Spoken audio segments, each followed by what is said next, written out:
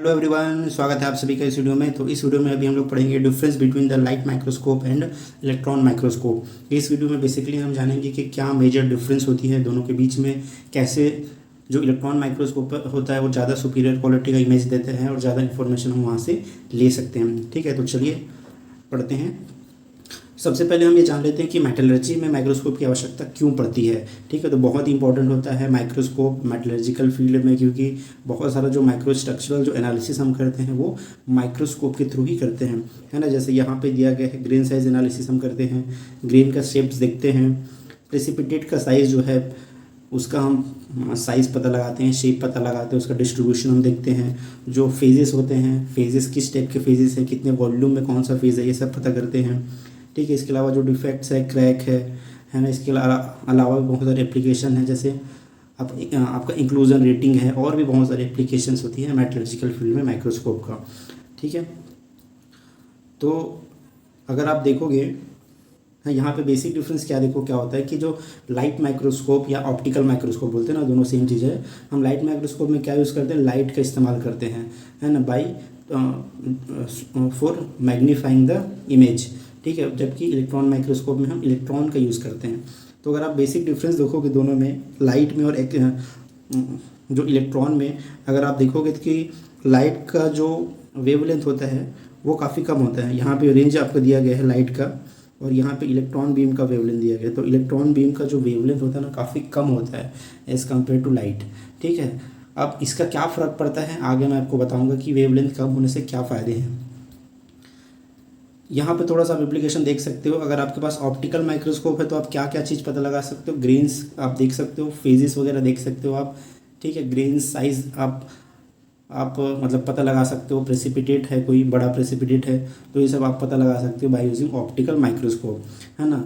लेकिन अगर आपके पास स्कैनिंग इलेक्ट्रॉन माइक्रोस्कोप है तो और ज़्यादा उसमें डिटेल में देख सकते हो आप। उसमें जो डिसलोकेशन लाइन है, जो छोटे इंक्लूजन्स हैं, उसका जो कंपोजिशन भी आप पता कर सकते हो। इसमें आप 3 डायमेंशनल इमेज, जो सरफेस का जो 3 डायमेंशनल इमेज है, आप स्कैनिंग इलेक्ट्रॉन माइक्रोस्कोप के थ्रू देख सकते हो। उससे और आगे जाओगे तो ट्रांसमिशन इलेक्ट्रॉन माइक्रोस्कोप होती है, जो और अच्छा इमेज देता है और अच्छा उसका रिजोल्यूशन होता है ना। उसके बाद होता है XRD, है ना। XRD और उससे ज़्यादा सुपीरियर होता है, जिससे हम क्रिस्टल स्ट्रक्चर पता करते हैं। तो यहाँ पे उसके देखोगे तो एक एप्लीकेशन दिया गया है ना, मतलब कौन कितना मैग्नीफाई कर सकता है। तो XRD सबसे ज़्यादा है, फिर TEM है, फिर ACM है, फिर सबसे कम जो होता है ऑप्टिकल माइक्रोस्कोप का होता है।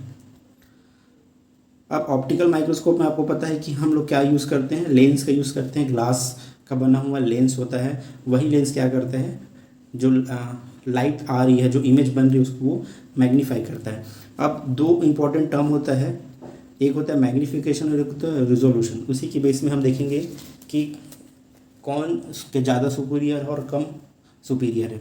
ठीक है, तो दोनों मतलब बहुत बेसिक टर्म है, वो समझ लेते हैं। मैग्नीफिकेशन अगर बेसिकली अगर आप सिंपल भाषा में समझाऊँ तो कितना आप जूम कर सकते हो किसी इमेज को। जैसे अगर मैं अपने मोबाइल से एक फ़ोटो लेता हूँ तो उस फोटो को मैं क्या करता हूँ, जूम करते जाता हूँ, तो वो जूम होता है। तो जितना जूम होता है मतलब उसका मैग्नीफिकेशन है, आप उसको कितना जूम कर सकते हो।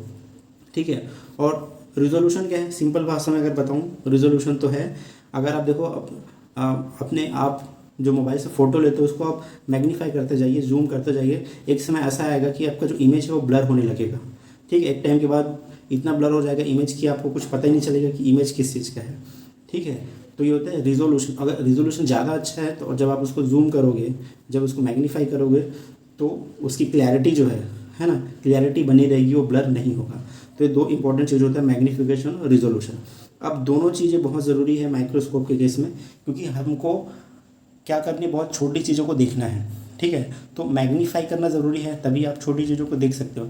लेकिन अगर माइक्रोस्कोप में रिजोल्यूशन नहीं हुआ, केवल मैग्नीफिकेशन हुआ, है ना, तो मैग्नीफिकेशन का कोई मतलब नहीं है। क्योंकि अगर आप मैग्नीफाई किए जा रहे हो लेकिन वो इमेज ब्लर हो रहा है, क्वालिटी नहीं है इमेज में, क्लैरिटी नहीं है, तो आप उसके जूम करने का कोई मतलब नहीं है, क्योंकि आप वहाँ से कोई इन्फॉर्मेशन कलेक्ट नहीं कर सकते।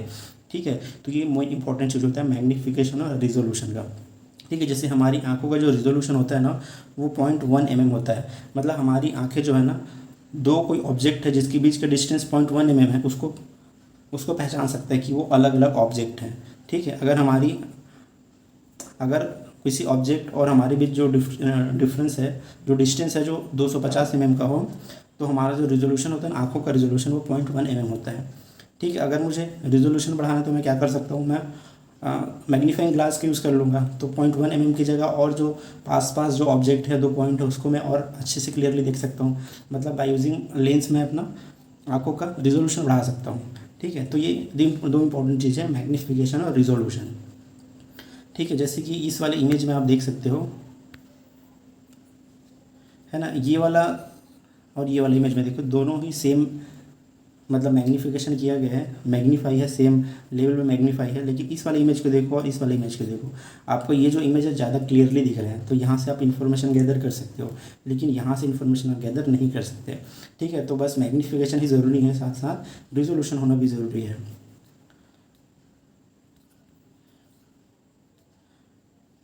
ठीक है, यही सारी चीज़ें यहाँ पे दिया गया है। अब मैं मेन उस पर आता हूँ, सीधे जो रिजोल्यूशन है। रिजोल्यूशन को अगर आप रिजोल्यूशन का फॉर्मूला मैं आपको सीधे ले चलता हूँ। ये है रिजोल्यूशन का फॉर्मूला। ठीक है, रिजोल्यूशन इज इक्वल टू क्या है, N A divided by 0.61 into lambda. यहाँ पे लैम्डा क्या है, वेवलेंथ है, एन ए क्या है, न्यूमेरिकल अपर्चर है। ठीक है, तो यहाँ पे आप देख सकते हो कि resolution is inversely proportional to wavelength. मतलब क्या हो रहा है, resolution is inversely proportional to wavelength. अब यहाँ पे देखिए, जो आप वेव इस्तेमाल कर रहे हो, जैसे लाइट माइक्रोस्कोप में हम क्या इस्तेमाल करते हैं, लाइट का इस्तेमाल करते हैं इमेज को देखने के लिए, है ना। लेकिन इलेक्ट्रॉन माइक्रोस्कोप में हम इलेक्ट्रॉन का यूज़ करते हैं, है ना, इमेज को मैग्नीफाई करने के लिए जो भी है। तो यहाँ पे जो वेवलेंथ है, जैसे लाइट का वेवलेंथ और इलेक्ट्रॉन का वेवलेंथ, अगर आप दोनों में कंपेयर करोगे तो बहुत अंतर मिलेगा।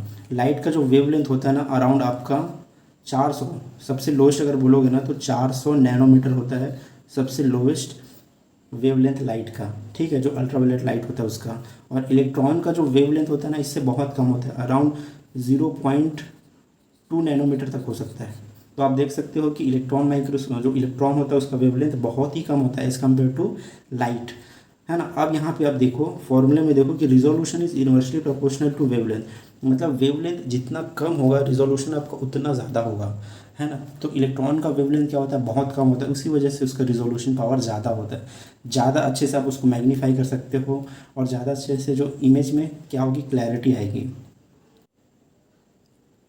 दूसरा चीज़ यहाँ पे क्या है, एन ए मतलब है न्यूमेरिकल अपर्चर। एन ए को हम क्या बोलते हैं, न्यूमेरिकल अपर्चर। ठीक है, न्यूमेरिकल अपर्चर का फॉर्मूला होते हैं mu sine alpha. Mu sine alpha, यहाँ पे म्यू क्या है, म्यू है आपका रिफ्रैक्टिव इंडेक्स। रिफ्रैक्टिव इंडेक्स किसका, मीडियम का और लेंस का। जैसे हम लाइट माइक्रोस्कोप में जो लेंस इस्तेमाल करते हैं ना, उसका रिफ्रैक्टिव इंडेक्स कितना है। अगर उसका रिफ्रैक्टिव इंडेक्स ज़्यादा है ना, तो क्या ये डायरेक्टली प्रोपोर्शनल है रिजोल्यूशन के। तो जितना अच्छा रिफ्रैक्टिव इंडेक्स होगा लेंस का, उतना अच्छा आपको रिजोल्यूशन मिलेगा।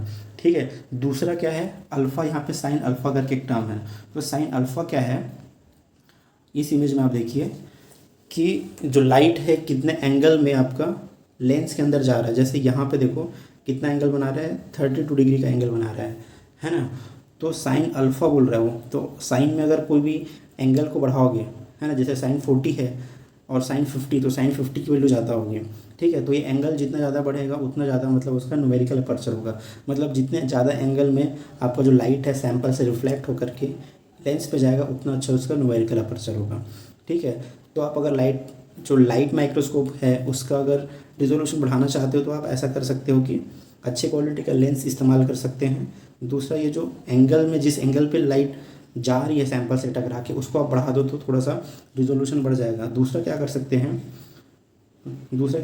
जो मीडियम है सैंपल और लेंस के बीच में जो मीडियम है, वहाँ पे एयर यूज़ ना करके ऑयल वगैरह यूज़ कर सकते हैं, क्योंकि ऑयल का जो रिफ्रैक्टिव इंडेक्स होता है वो ज़्यादा होता है एज़ कम्पेयर टू एयर, है ना।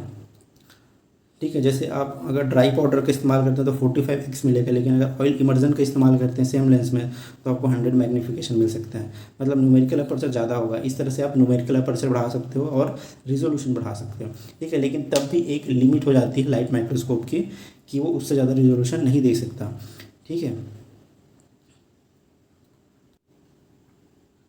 है, तो ज़्यादा से ज़्यादा जो लाइट माइक्रोस्कोप से आपको जो रिजोल्यूशन मिलेगा वो उसके वेवलेंथ का आधा होगा। जैसे लाइट का जो सबसे मिनिमम वेवलेंथ होता है वो 400 नैनोमीटर होता है, तो इसका जो मैक्सिमम रिजोल्यूशन आपको मिलेगा वो 200 नैनोमीटर ही आपको मिल सकता है ना। 200 नैनोमीटर क्या है, ये एक्चुअली में रिजोल्यूशन क्या है, distance between two object which can be seen as different entities, है ना। मतलब ये जो रिजोल्यूशन है जितना कम होगा उतना मतलब आप पास की चीज़ों को आप अच्छे से देख सकते हो। तो क्या हो गया, लिमिट हो गया कि जितना वेवलेंथ होगा उसका आधा जो साइज़ है वही हम देख सकते हैं, ठीक है, उसका आधा ही हम उसको आपको मतलब रिजोल्यूशन मिल सकता है, ठीक है। तो इलेक्ट्रॉन के केस में तो ऐसा नहीं है, इलेक्ट्रॉन का जो वेवलेंथ होता है वो पूरी तरीके से डिपेंड करता है कि आप कितने वोल्टेज में आप इलेक्ट्रॉन को प्रोड्यूस कर रहे हो, ठीक है। इलेक्ट्रॉन कैसे बनता है, इलेक्ट्रॉन बनने के लिए होता है इलेक्ट्रॉन गन, वहाँ पे जो टंगस्टन फिलामेंट होता है ना उसको हम उसमें वोल्टेज प्रोवाइड करते हैं, ठीक है। उसमें हम क्या करते हैं, वोल्टेज हम प्रोवाइड करते हैं टंगस्टन फिलामेंट में, जैसे इस तरह से टंगस्टन फिलामेंट होता है, इसमें हम वोल्टेज प्रोवाइड करते हैं, ठीक है। तो ये वोल्टेज पे डिपेंड करेगा कि आपका जो इलेक्ट्रॉन बन रहा है उसका वेवलेंथ क्या है, ठीक है। यहाँ पे देखो वेवलेंथ का formula lambda is equal to 1.5 upon √V। मतलब आप जितना ज़्यादा वोल्टेज दोगे, जितना ज़्यादा आप यहाँ पे देखो वोल्टेज दोगे उतना कम आपका क्या बनेगा, वेवलेंथ बनेगा, ठीक है। तो जनरली जो है कम से कम जो वेवलेंथ इस्तेमाल, कम से कम जो वोल्टेज यूज़ करते हैं हम लोग इलेक्ट्रॉन प्रोड्यूस करने के लिए वो है 20 किलो वोल्ट, ठीक है। अगर आपको और ज़्यादा रिजोल्यूशन चाहिए तो आप इसको 40 किलो वोल्ट तक बढ़ा सकते हो। मतलब जैसा आपको इमेज चाहिए, जितनी रेजोल्यूशन का, जितनी मैग्नीफिकेशन का इमेज चाहिए उस हिसाब से आप यहाँ पे कंट्रोल कर सकते हो। जितना वोल्टेज दोगे उतना हाई स्पीड से इलेक्ट्रॉन जाएगा और उतना कम वेवलेंथ का बनेगा, ठीक है। तो ये मतलब बेसिक डिफरेंस है आपका इलेक्ट्रॉन माइक्रोस्कोप और लाइट माइक्रोस्कोप के बीच में। और एक चीज़ और बता देता हूँ और क्या डिफरेंस है। जैसे लाइट माइक्रोस्कोप का थोड़ा सा एडवांटेज हम देख लेते हैं, उसके बाद इलेक्ट्रॉन माइक्रोस्कोप का देखेंगे। लाइट माइक्रोस्कोप क्या करता है कि डायरेक्ट इमेज आपको प्रोवाइड करता है, कोई सैम्पल ट्रीटमेंट की ज़रूरत नहीं पड़ती है।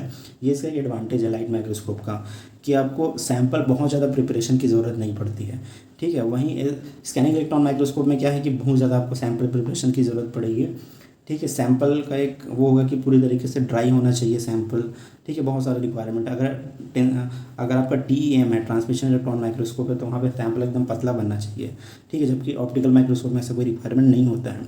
फास्ट होता है ऑप्टिकल माइक्रोस्कोप और अडॉप्टेबल होता है कि all kind of sample system, मतलब इसमें आप लिक्विड को भी यूज़ कर सकते हो, सॉलिड को भी यूज़ कर सकते हो, किसी भी शेप का उसको आप यूज़ कर सकते हो। बट स्कैनिंग इलेक्ट्रॉन माइक्रोस्कोप में ऐसा नहीं है। जनरली आप गैस का इस्तेमाल नहीं कर सकते, लिक्विड का इस्तेमाल नहीं कर सकते हैं, ज़्यादातर जो है सॉलिड सैंपल का ही आप यूज़ कर सकते हो, ठीक है। ये इजी टू हैंडल होता है ना। जो ऑप्टिकल माइक्रोस्कोप है इजी टू हैंडल होता है, लेस मेंटेनेंस होता है, लेस स्किल्ड का रिक्वायरमेंट होता है हमको, है ना। आप इसको रफ एंड टफ भी यूज़ कर सकते हो, किसी भी इन्वायरमेंट में आप रख सकते हो, ठीक है, ये सब। बट स्कैनिंग इलेक्ट्रॉन माइक्रोस्कोप का दिक्कत क्या होता है कि इसको बहुत ज़्यादा मेंटेनेंस की ज़रूरत पड़ती है, स्किल्ड वर्कर चाहिए, जो स्किल है चला सकता है वही उसको यूज़ कर सकता है, ठीक है। और उसको आप ऐसी जगह पे रख सकते हो जहाँ पे बिल्कुल भी वाइब्रेशन ना हो, प्रॉपर वहाँ पे कूलिंग सिस्टम होना चाहिए, ठीक है। और हाई मेंटेनेंस कॉस्ट लगता है आपके इलेक्ट्रॉन माइक्रोस्कोप का। अब डिसएडवांटेजेस इसका देख लेते हैं ऑप्टिकल माइक्रोस्कोप का। तो क्या है, सबसे जो बड़ा डिसएडवांटेज है वो लो रिजोल्यूशन है, ठीक है। एक लेवल तक का ही आपको इन्फॉर्मेशन दे सकता है, मेटलोग्राफी में उसके ऊपर नहीं दे सकता। तो वहाँ पे फिर यूज़ होता है इलेक्ट्रॉन माइक्रोस्कोप का, ठीक है। इलेक्ट्रॉन माइक्रोस्कोप से आप बहुत ज़्यादा और डीप चीज़ों को देख सकते हो, है ना। जहाँ तक डिसलोकेशन को देख सकते हो, डिसलोकेशन पाइलअप हो गया, और भी बहुत सारी डिटेल देख सकते हो। तो ये रिसर्च वर्क में बहुत काम आता है, ठीक है। जब नया नया जो मटेरियल हम डेवलप करते हैं, है ना, आजकल नया नया मटेरियल डेवलप हो रहा है या सुपर ऑलार डेवलप हो रहा है, तो इसमें बहुत ज़्यादा यूज़ होता है आपका स्कैनिंग इलेक्ट्रॉन माइक्रोस्कोप, है ना, चाहे वो ACM हो या TEM हो, है ना। इसके अलावा एक और इस्तेमाल सबसे जो यूज़फुल इन्फॉर्मेशन क्या मिलता है कि आप किसी भी पर्टिकुलर एरिया का आप कंपोजिशन पता कर सकते हो इलेक्ट्रॉन माइक्रोस्कोप में, उसको हम IDEX एनालिसिस बोलते हैं। जैसे पूरा मेटल सरफेस है, किसी एक पॉइंट का आप पर्टिकुलर एक छोटे से पॉइंट का भी आप कंपोजिशन पता कर सकते हो, ठीक है। जनरली जब फ्रैक्चरोग्राफी करते हैं तो उसमें IDEX एनालिसिस हम करते हैं, है ना। तो ये सारा एडवांटेज है स्कैनिंग इलेक्ट्रॉन माइक्रोस्कोप का, ओके। तो ये था difference between scanning electron microscope, electron microscope and light microscope. आपको वीडियो कैसा लगा प्लीज़ कमेंट करके ज़रूर बताना, okay. Thank you so much, bye bye and god bless you all.